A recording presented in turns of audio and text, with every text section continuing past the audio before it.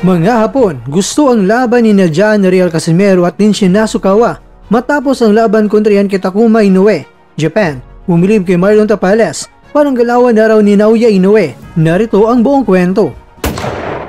Matapos ang nakakalungkot na pagkatalo ni January Casimero kay Kyunosuke Kameda noong October 25 sa Kyrgyzstan, muling naging laman ng mga diskusyon sa Japan ang pangalan ng dating 3rd Division World Champion.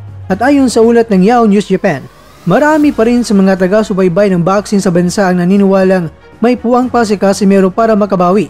Ngunit sa pagkakataong ito, gusto nilang makita siyang humarap sa kanilang pambato na si Tenshin Nasukawa matapos ito makarap si Takuma Inoue sa nalalapit na laban. Sa naturang artikulo, binigyang diin ng mga Hapon na magiging pinakamainit na crossover match daw ito sa Asya kung sakaling matuloy. At parehong may mga kakaibang estilo sa laban sina Casimero at Nasukawa na kapwa kilala sa bilis at tapang sa ring. Sa nasabing ulat, inilabas ng Yahoo News Japan ang reaksyon ng mga tagahanga na patuloy pa rin na sumusubaybay sa bawat kilos ni Casimero. Kahit pa natalo ito kay Kameda, marami ang nagsabing gusto nilang makita si Casimero sa Japan muli. Ngunit laban naman yan kay Nasukawa na dating kickboxing superstar na ngayon unti-unting umangat sa professional na boxing.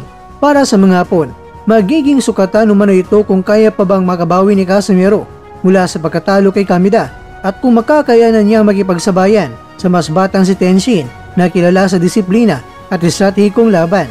Ito ang laban na gusto namin makita pagkatapos si Takuma Inoue, si Casimero laban kay Tenshin para sa karangalan at pagtubos ayon sa isang pahayag na binanggit sa artikulo. Samantala, kahit marami ang mga pumupuna sa kondisyon ng katawan ni Casimero matapos ang laban, ipinakita pa rin ng boksingerong Pinoy sa social media ang kanyang determinasyong bumangon. Sa kanyang post noong October 28, makikita siyang determinado at kalagip ang mensaheng gusto kong maibalik ang aking karangalan.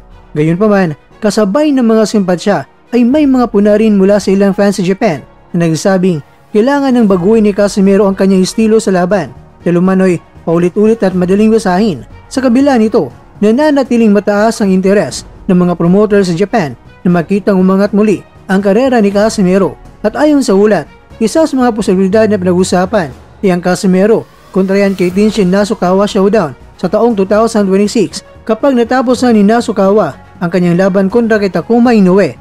Kung matutuloy ang laban, ito raw ay maaaring gaganapin sa Tokyo Dome o sa Ariake Arena, mga lugar na madalas magdadausan ng malaking boxing event sa Japan.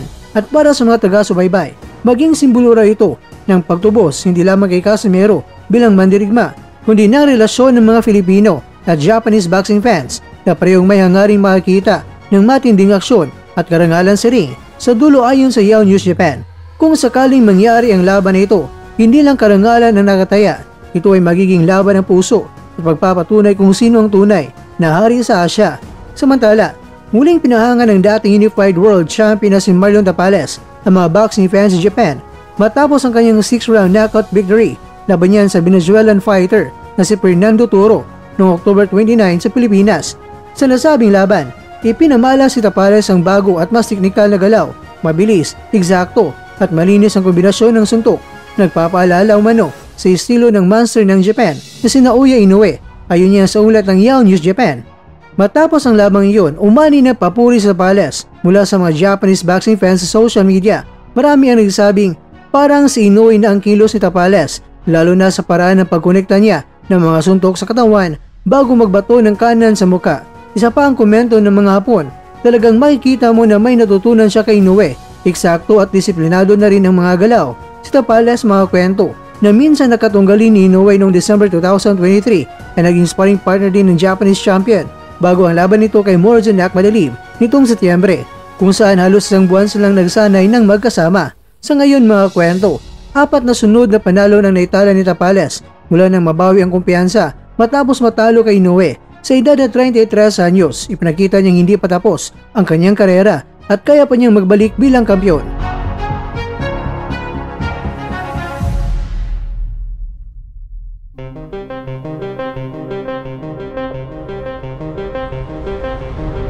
Mga kakwento, dahil dito, muling tumaas ang interes sa mga promoter sa Japan na makita si Tapales na bumalik sa kanilang bansa. Ngayon ang kanyang estilo ay nag-i-evolve at ang kanyang kumpiyansa ay muling nabubuhay. Para sa mga Japanese fans, ang Tapales ngayon ay ibang klase na, isang Pilipinong tila Nawaan na ng halimaw. Nagaling ni Naoya Inoue sa husay at lakas. Grabe, kakaiba talaga ang bangungot ng Pinas.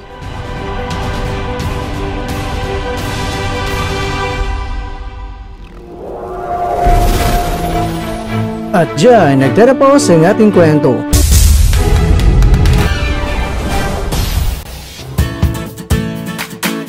Maraming salamat mga kakwento sa inyong panonood. Pero baka naman mga kakwento ay nagustuhan niyo po ang kwento natin ngayon. Baka pwede niyo po akong mabigyan dyan ng like, subscribe at pa-click na rin sa bell button.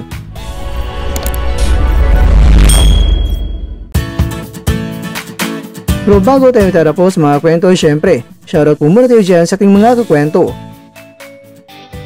Kay kakwentong Utol, kay kakwentong Aldrin, kay kakwentong Ruben Ubani. At kakwentong nanonood ngayon, shoutout sa iyo dyan. Bueno, hanggang dito na po muna ang ating kwentuhan. At abangan nyo na po ating susunod na video. At dito lang po yan sa isang channel na kung saan maaring ito'y mga kwentong di pa na kwento sa inyo.